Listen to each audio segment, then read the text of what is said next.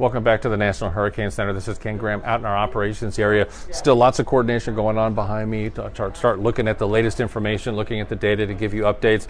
We're going to start off here. The winds, the latest information we have, still 150 mile an hour wind. So just an extremely powerful hurricane. Pressure 939 millibars. We're about 60 miles south of Lake Charles, Louisiana. So Dennis, we're going to start with the radar here. You can see this eye, very pronounced eye, and that strong convection right around the center. That eye wall convection is where you start seeing those strong hurricane force winds just battering anything that gets in its way, basically. All that water coming northward, the rainfall. And I think something that we've been talking about the last time that we were doing the live broadcast is we're looking at those rain bands. And you start looking at not just around the eye wall, but look at this one here. You start seeing this large rain band. You can see some others embedded in here. These rain bands are extremely strong. So anybody watching in these areas along the Louisiana coast, I mean, it is too dangerous to be outside. I hope you're not there. I hope you evacuated. But anywhere in here is going to be incredibly strong winds. Could be some embedded tornadoes in here. Definitely some tropical storm force winds and even hurricane force wind gusts far out from the center. So you can start seeing how close we are to the coastline. I'm going to outline it just to show it there. That's the coastline of Louisiana. Here's our center, getting ever so close to part of that eye wall getting on shore. So we're going to be watching that real close. Here is the latest forecast that we have.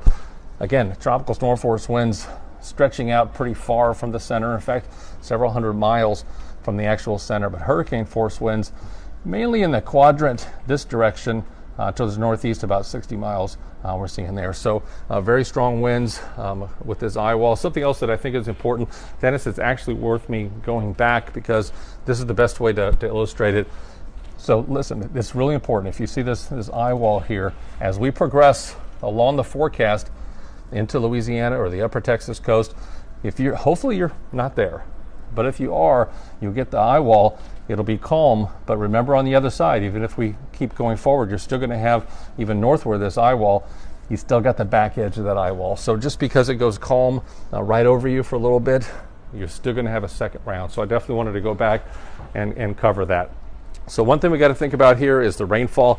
Remember, our track continues to move into Arkansas with time over the next few days, and then eventually into portions of Tennessee and even Kentucky. But the rainfall, just dangerous amounts of rainfall anywhere in here. You can get 5 to 10 inches of rain, especially right around the core, right around the path, the center, and even to the right-hand side. Especially, you're going to see some of those rain bands there, and some places could get 10 to 15 inches of rainfall. So incredibly dangerous situation.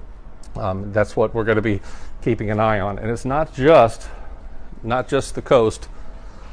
We're going to stretch inland. So look at these. So take that rainfall. We showed you the rainfall, 7 p.m. Thursday, still a tropical storm into Arkansas, and even by Friday morning, still could see some tropical storm force winds. So all that rain plus those winds, you can see trees down, power lines down, and you can see those dangerous conditions all the way through portions of East Texas, Louisiana, and even into Arkansas. So let's look at some of the dangers associated with the storm surge. We've been talking about how dangerous this situation is. Let's go over some of the numbers. I mean, you're talking large amounts of storm surge. Galveston Bay, 2 to 4 foot. But watch what happens. We talked about that center. So let's talk about where that center is right there. You're going to see areas of 10 to 15 foot of storm surge. Even go to Intercoastal City, anywhere in here, 10 to 15 foot of storm surge. And from Johnson Bayou to Rockefeller Wildlife Refuge, 15 to 20 foot of storm surge is dangerous. That even includes Calcasieu Lake and northward. So you actually look at the inundation map here. I think the best way we've been doing it today, and the feedback that we got, it was a great way to illustrate it, is to draw I-10 just through Lake Charles and then all over to Lafayette. And if you think about this, any of the areas here that you see in red, greater than 9 foot of storm surge. So just a dangerous situation. And remember, we were talking about that 10 to 15 and that 15 to 20. There's waves on top of it, destructive waves on top of it, and that's even that could damage buildings. That could actually destroy buildings. That's how powerful the storm surge is. And looking at I-10, some of the storm surge could get well north of I-10, Calcasieu River Basin.